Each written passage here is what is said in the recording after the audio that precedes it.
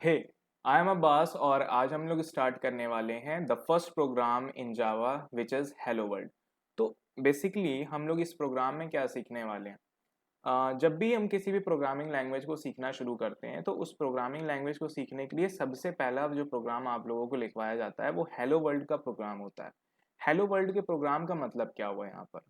Hello world का programme का मतलब यहाँ पे बस इतना ही है कि इस छोटे से प्रोग्राम की मदद से हम ये सीख पाते हैं कि जो भी हम प्रोग्रामिंग लैंग्वेजेस सीख रहे हैं, हमारे केस के अंदर हम जावा सीख रहे हैं, तो जो भी हम प्रोग्रामिंग लैंग्वेज सीख रहे हैं उस प्रोग्रामिंग लैंग्वेज में चीज़ें प्रिंट कैसे कराई जाती हैं, चीज़ें आउटपुट में कैसे दी जाती हैं। ठीक है, हम एक बेसिक स्ट्रक्चर अपने प्रोग्राम का समझते हैं कि जिसमें हमें ये समझ में आ जाता है कि मिनिमम रिक्वायरमेंट, यानी मैं जावा का प्रोग्राम लिख रहा हूँ तो इस प्रोग्राम को लिखने के लिए कम से कम मुझे इतनी चीज़ें तो चाहिए ही चाहिए। ठीक है, अब इसके अलावा मैं चीज़ें जो अपने तरफ से ऐड ऑन करूँगा वो अलग चीज़ें होंगी। ठीक है, तो स्क्रीन पे देखिए हमारे पास क्या है। अब हम लोग आज हेलो वर्ल्ड का प्रोग्राम लिखने वाले हैं।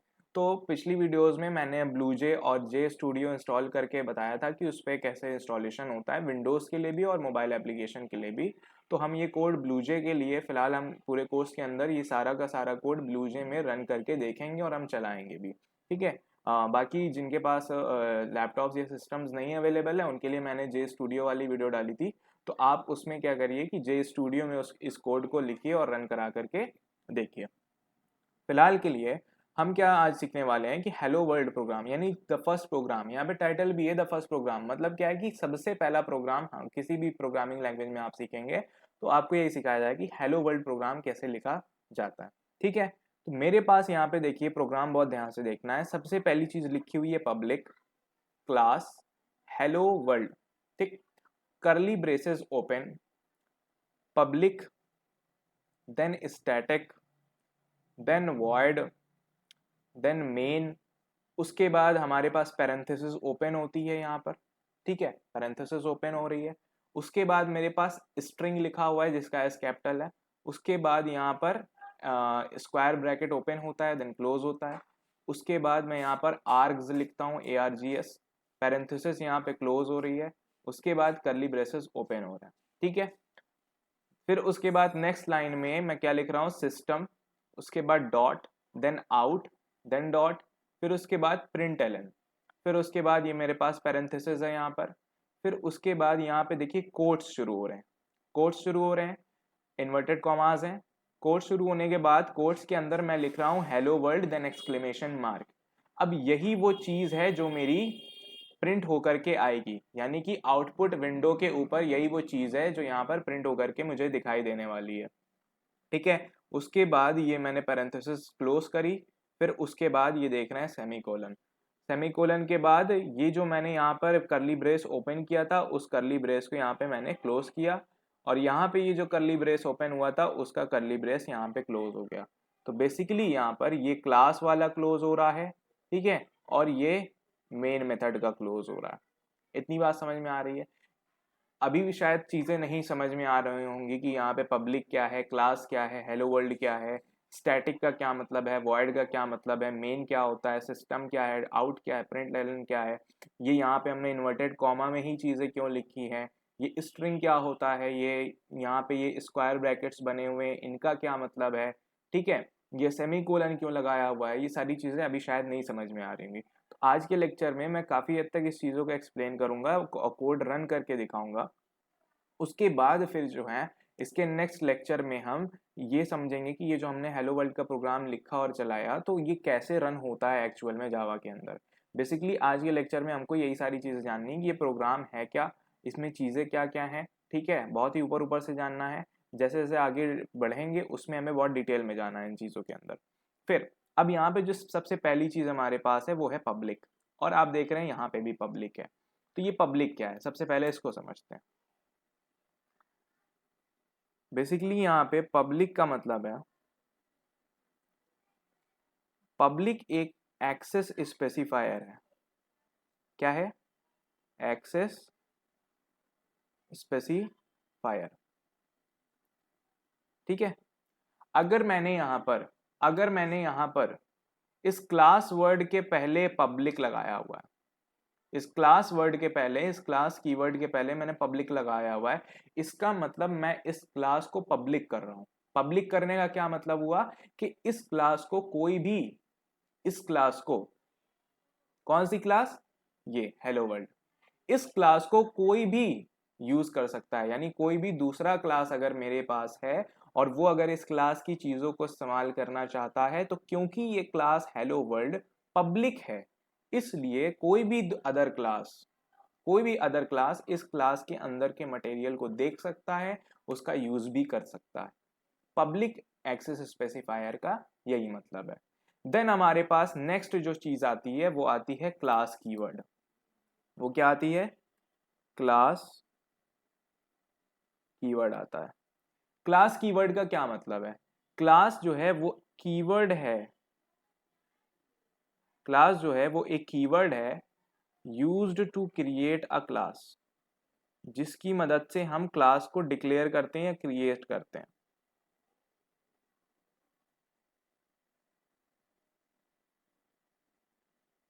ठीक, कीवर्ड का क्या मतलब है, कीवर्ड का मतलब हुआ कि जो जावा के अंदर पहले से कुछ वर्ड्स होते हैं जिनका जावा को मतलब पता है, और वही वर्ड अगर मैं यहाँ पे लिखता हूं तो जावा समझ जाता है कि मैं करना क्या चाह रहा हूं।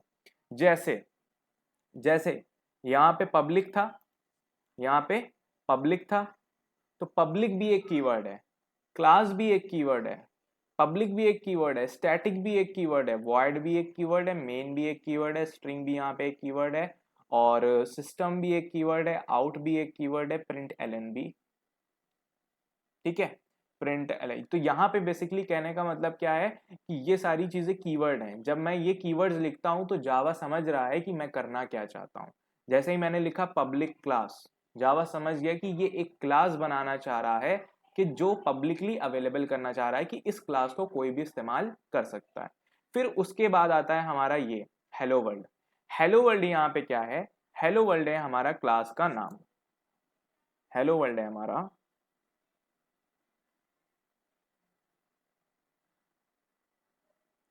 हेलो वर्ल्ड यहाँ पे मेरे क्लास का नाम है। अच्छा, क्लास का नाम क्या मतलब जरूरी है हेलो वर्ल्ड ही देना है? नहीं, ये नाम हम अपनी मर्जी से कुछ भी दे सकते हैं। ये क्लास का नाम देना ये हमारी मर्जी होती है, ये नाम हम कुछ भी दे सकते हैं। तो बेसिकली यहाँ पे मैं क्या कहना चाह रहा हूँ, ये यूजर डिफाइंड होता है, यानी कि प्रोग्राम लिखने वाला डिसाइड करता है कि क्लास का नाम क्या होगा, क्लास का नाम क्या होगा। ठीक है, हाँ, पहले से जावा के अंदर बहुत सारे प्री डिफाइंड क्लासेस हैं कि जिनके नाम को हम चेंज नहीं कर सकते, बट हाँ, हम जो अपने क्लासेस बना रहे हैं उसके नाम हम रख सकते हैं। ठीक है, नेक्स्ट हमारे पास क्या है यहाँ पर, नेक्स्ट है मेरे पास फिर ये पब्लिक और ये स्टैटिक। उससे पहले यहाँ पे देखिए ये मैंने करली ब्रेसेस ओपन किए हैं और सेम करली ब्रेसेस यहाँ लास्ट में क्लोज भी कर रहा हूँ। तो करली ब्रेसेस यहाँ पे क्या दिखाते हैं, करली ब्रेसेस यहाँ पे क्या दिखाते हैं, करली ब्रेसेस ओपन और क्लोज होते हैं, ये मुझे यहाँ पे दिखाते हैं स्कोप। ठीक है, स्कोप का क्या मतलब है कि पब्लिक क्लास हेलो वर्ल्ड के अंदर, पब्लिक क्लास हेलो वर्ल्ड के बाद मैंने यहाँ पे स्कोप यानी करली ब्रेसेस ओपन किया और क्लोज किया। ठीक है, तो इसका मतलब ये हुआ कि इसके अंदर, इस स्कोप के अंदर आ रही सारी चीजें इस पब्लिक क्लास हेलो वर्ल्ड का मटेरियल है या इसकी प्रॉपर्टी है। अगर क्लास पब्लिक है, क्लास पब्लिक है, इसका मतलब इस स्कोप के अंदर आ रही सारी चीजें दूसरे क्लासेस इस्तेमाल कर सकते हैं। बट अगर मैंने क्लास को पब्लिक हटा करके प्राइवेट बना दिया, उस केस में इस क्लास की सारी प्रॉपर्टी सबको अवेलेबल नहीं होगी।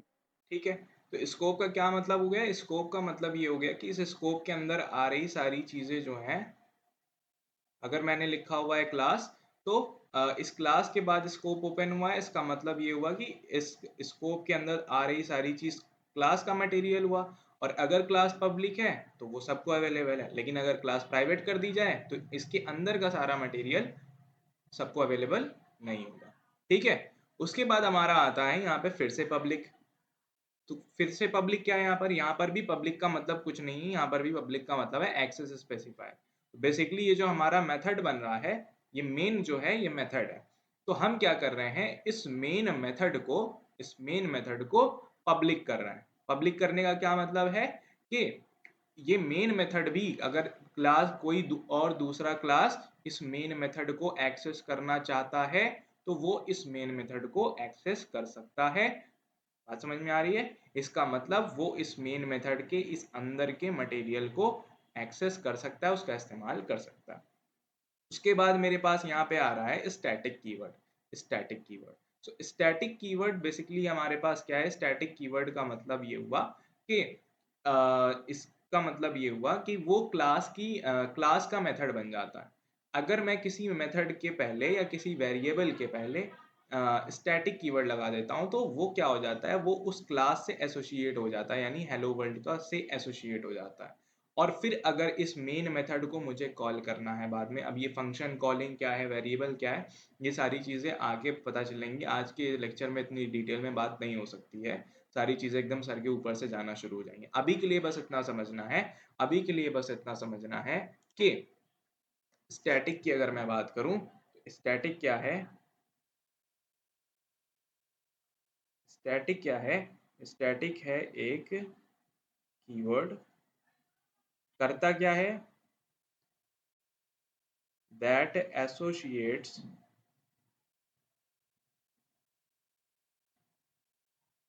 methods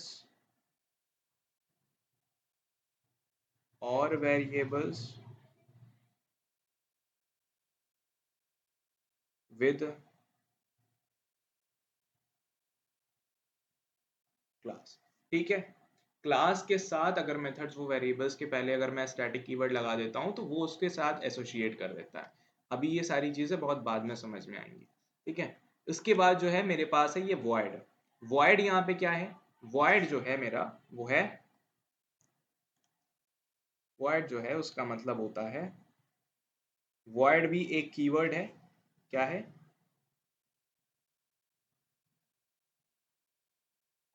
कीवर्ड है।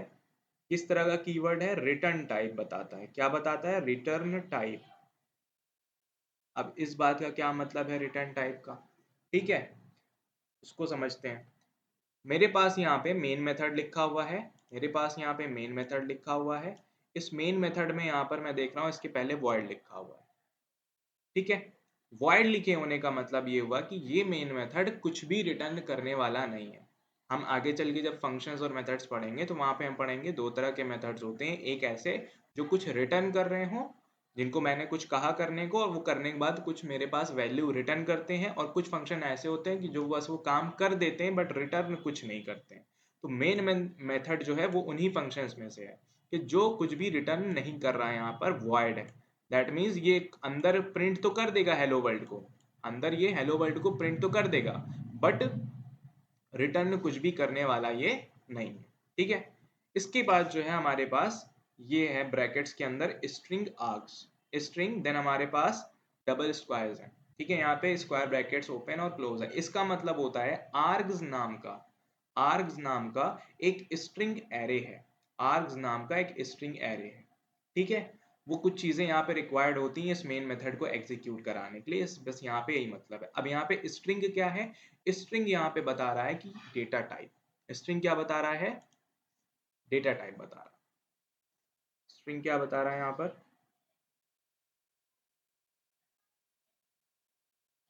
स्ट्रिंग यहाँ पे बता रहा है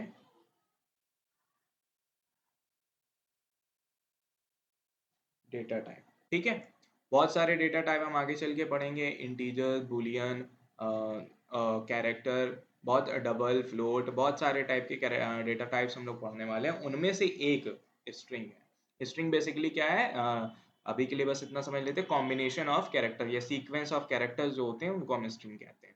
बेसिकली जो मैंने यहाँ पे हेलो वर्ल्ड लिखा हुआ है ये भी एक स्ट्रिंग ही हुआ। जो भी जावा के अंदर जो भी डबल कोट्स के अंदर एनक्लोज्ड होता है उसे हम स्ट्रिंग कहते हैं।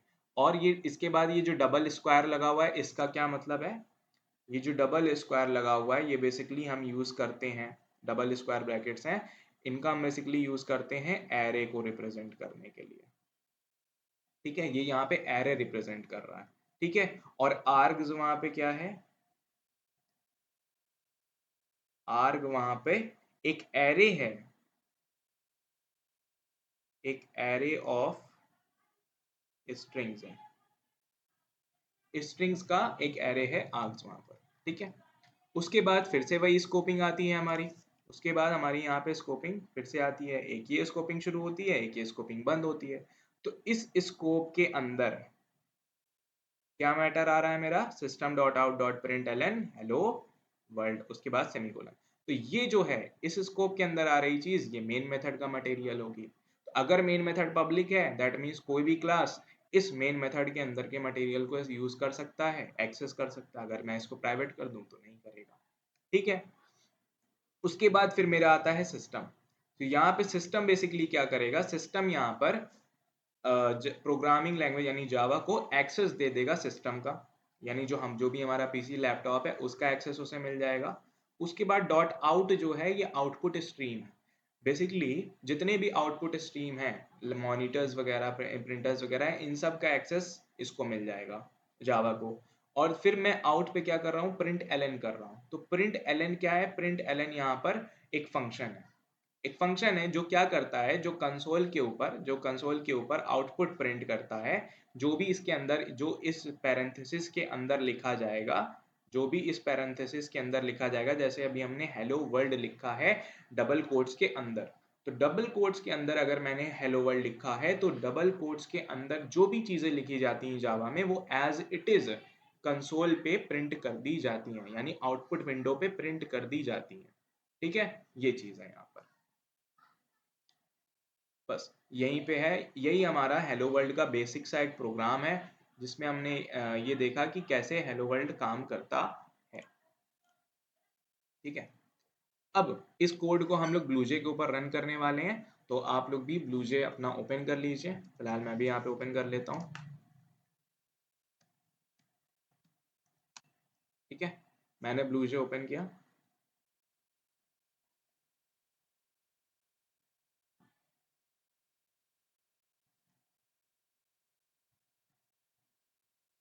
अब ब्लूजे दिख रहा होगा। अब ब्लूजी के अंदर बेसिकली यहाँ तक की विंडो तक मैंने बता रखा था इंस्टॉलेशन के अंदर। अब हमें क्या करना है, अब हमें ब्लूजे को अगर यूज़ करना है तो हम बेसिकली जाएंगे यहाँ प्रोजेक्ट वाले ऑप्शन पे। सबसे पहले हमें प्रोजेक्ट क्रिएट करना होगा। ठीक है, प्रोजेक्ट में जाएंगे, उसके बाद हम क्रिएट करेंगे न्यू प्रोजेक्ट।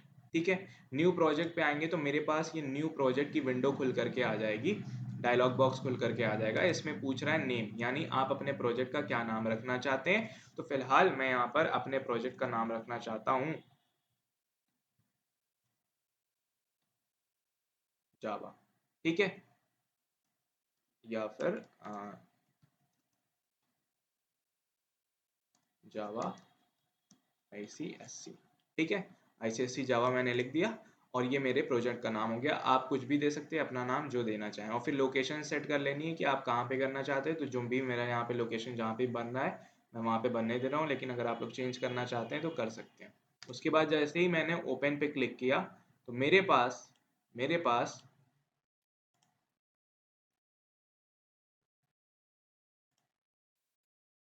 अब यहाँ पर ब्लूजे जावा ICSC यहाँ पे देखेंगे कि अब प्रोजेक्ट का नाम मेरे पास लिख करके आ रहा है यहाँ पर। ठीक है, ब्लूजे जावा ICSC, और यहाँ पे एक फाइल मेरे पास कुछ ऐसी यहाँ पे दिख करके आ रही है। ठीक है, इस फाइल से हमें कोई मतलब नहीं, ये readme.md होती है। अब हमें क्या करना है, अगर मुझे वो हेलो वर्ल्ड वाला प्रोग्राम लिखना है, अब कोई भी प्रोग्राम आप लिखेंगे तो आपका यही प्रोजेक्ट यूज होने वाला है। इसी प्रोजेक्ट के अंदर बस आपको करना क्या है, न्यू क्लास वाले पे क्लिक करना है। न्यू क्लास पे आप क्लिक करेंगे तो क्रिएट न्यू क्लास नाम का एक डायलॉग बॉक्स खुल करके आएगा, जिसमें वो आपसे क्लास नेम पूछ रहा है। ठीक है, अब ये वही क्लास नेम है जैसे अभी हमने अपने प्रोग्राम में यहाँ पर अगर हम देखें तो यहाँ पर हमने ये जो नाम दिया हुआ था हेलो वर्ल्ड वाला, तो ये हम वहाँ पे यूज करने वाले हैं। ठीक है, तो अब अगर हम यहाँ पे आ जाएं तो यहाँ पे हम क्या करेंगे, अपने क्लास का नाम लिख देंगे हेलो वर्ल्ड, WORLD। ठीक है, एक चीज यहाँ पे ध्यान रखनी है, वो क्या ध्यान में रखनी है कि हमारे क्लास का पहला लेटर हमेशा कैपिटल लेटर होगा। हमारे क्लास का जो भी हम नाम रखते हैं उसका फर्स्ट लेटर हमेशा इनिशियल जो लेटर होगा वो कैपिटल लेटर होगा। उसके बाद हमने यहाँ पे क्लास टाइप में हमें क्लास पे ही सेलेक्ट रखना है और कुछ भी नहीं। उसके बाद हम ओके करेंगे। अब मेरे पास यहाँ पे हेलो वर्ल्ड क्लास खुल करके आ गया है और अभी इसके नीचे आप देख रहे हैं कि ये लाइंस बन करके आ रही हैं, डायगोनल लाइंस। अब इसका क्या मतलब है कि अभी नई फाइल बनी हुई है और अभी कंपाइल नहीं हुई है। ठीक है, हम क्या करेंगे, अब मेरा क्लास बन गया है, फाइल बन गई, हम इस पर डबल क्लिक करेंगे। ठीक है, मेरे पास फाइल खुल करके आ गई जिसमें पहले से कुछ कोड लिखा हुआ है, जिसमें पहले से कुछ कोड लिखा हुआ है। हमें क्या करना है, हम इस कोड को हटा रहे हैं और हम एकदम बेसिक से कोड लिखेंगे। तो कंट्रोल ए एंड बैक।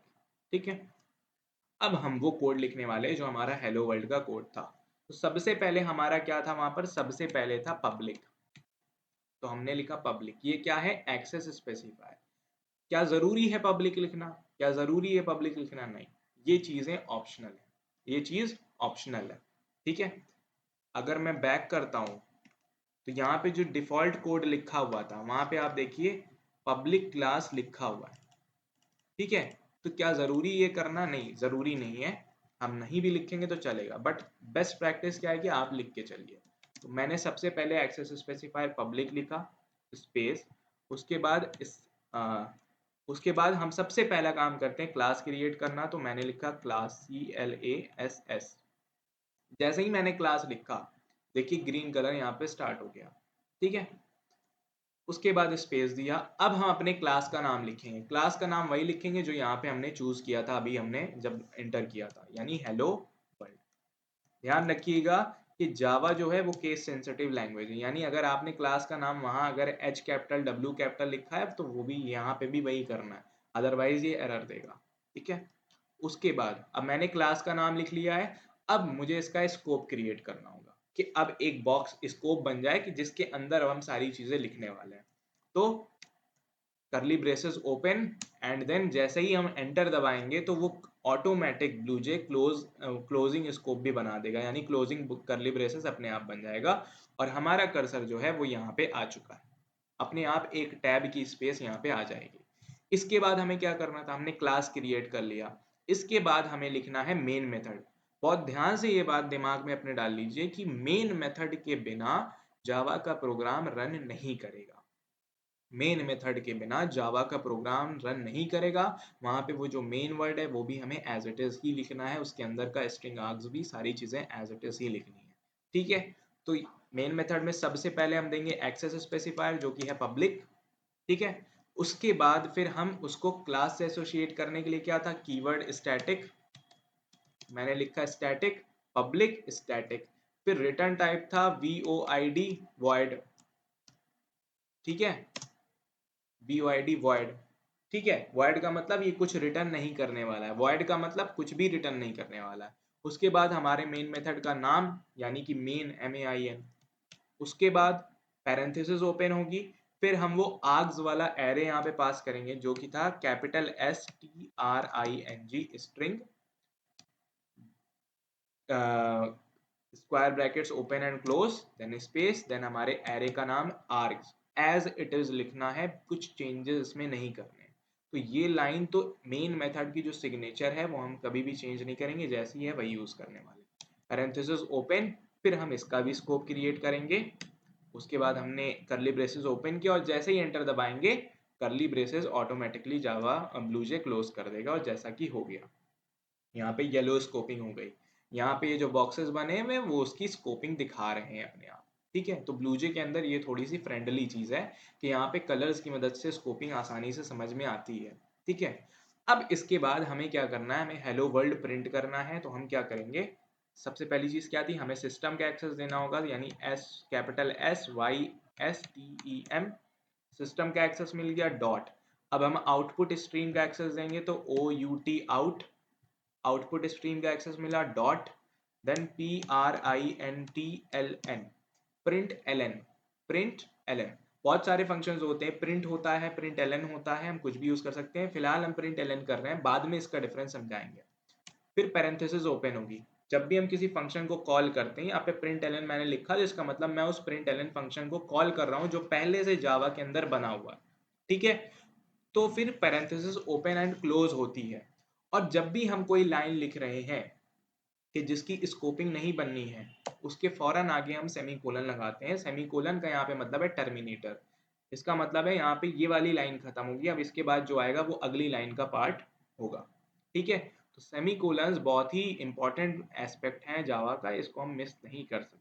ठीक है, ध्यान रखना है कहाँ लगाना है, जहाँ पे करली ब्रेसेस नहीं लग रहे हैं। जैसे यहाँ पे मैंने करली ब्रेस लगाए और क्लोज किए, तो इनके बाद कभी भी सेमीकोलन नहीं लगेगा, बट यहाँ पे करली ब्रेसेस नहीं है तो मैंने यहाँ पे सेमीकोलन लगा दिया। ठीक है, ये चीजें यूज होनी है। अब प्रिंट एलन के इस पैरेंथेसिस के अंदर मैं जो कुछ भी पास करता हूँ, जो कुछ भी लिखूंगा, वो वहां पे प्रिंट होकर के आ जाएगा। फिलहाल हम हेलो वर्ल्ड कर रहे हैं तो हम हेलो वर्ल्ड करेंगे। ठीक है, अब जो भी टेक्स्ट मुझे लिखवाना है वहां पर, वो मजबूरी है मेरी कि वो इन्वर्टेड कोट्स के अंदर ही देना है। तो सबसे पहले मैंने कोट्स बना लिए, कोट्स बन गए। अब इन कोट्स के अंदर मैं लिखूंगा हेलो वर्ल्ड, और मैंने यहाँ पे एक्सक्लेमेशन मार्क यूज कर दिया। कोड अगर नहीं दिख रहा है, थोड़ा सा मैं जूम कर देता हूँ। ठीक है, ये मेरे पास कोड लिख करके आ गया। अभी तक अगर मैं मैच करूं अपने उससे, अगर हम यहाँ से मैच करें अपने उससे, तो चीजें वही चीजें हैं। Public class hello world, public static void main string args, system dot out dot println hello world, सारी चीजें एकदम एग्जैक्टली सेम है मेरी यहाँ पर। ठीक है, अगर हम यहाँ पे कोड अपना मैच करें तो सारी चीजें सेम।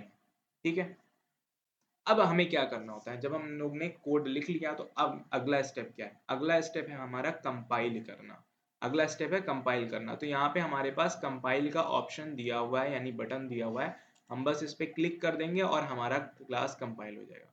अब जैसा कि हम यहाँ पे देख सकते हैं, नीचे लिख करके आ रहा है class compiled, no syntax errors, यानी हमने कोड बिल्कुल सही लिखा है।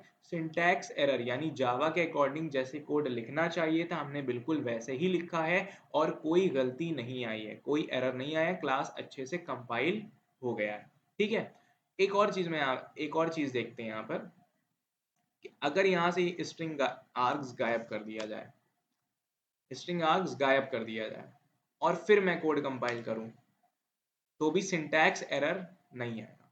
ठीक है,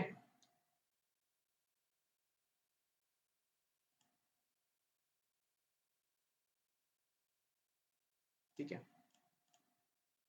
तो यहाँ पे मेरा कोड एकदम मैंने कंपाइल कर लिया। अब कंपाइल करने के बाद ये बिल्कुल नो सिंटैक्स एरर, मेरा कोड बिल्कुल सही है, कोई गलती इसमें नहीं है। ठीक है, फिर मैं इसको यहाँ से क्लोज कर लूंगा क्योंकि अब मुझे इसको रन करना है। ठीक है, अब यहाँ पे हम आ गए। यहाँ पे आने के बाद अब देखिए, जब हमने शुरुआत में हेलो वर्ल्ड क्लास बनाया था तो इसमें बहुत सारी ऐसे लाइंस आ रही थी। उस लाइन का मतलब ही था कि ये क्लास कंपाइल्ड नहीं है, और हम अभी इसको कंपाइल करके आए हैं। अब अगर मुझे वो चेक करना है कि ये हेलो वर्ल्ड प्रिंट कर पा रहा है कि नहीं कर पा रहा है, यानी इस फाइल को हम रन कराएंगे। कैसे कराना है? यहाँ पे हमें कर्सर लाना है क्लास के ऊपर, फाइल के ऊपर, और राइट क्लिक करना है।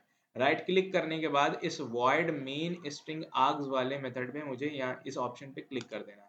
जैसे ही क्लिक किया, ये मेरे पास खुल करके आया, और फिर मुझे कुछ नहीं, ओके दबाना है, और यहाँ पे देखिए ये हेलो वर्ल्ड प्रिंट होकर के आ गया।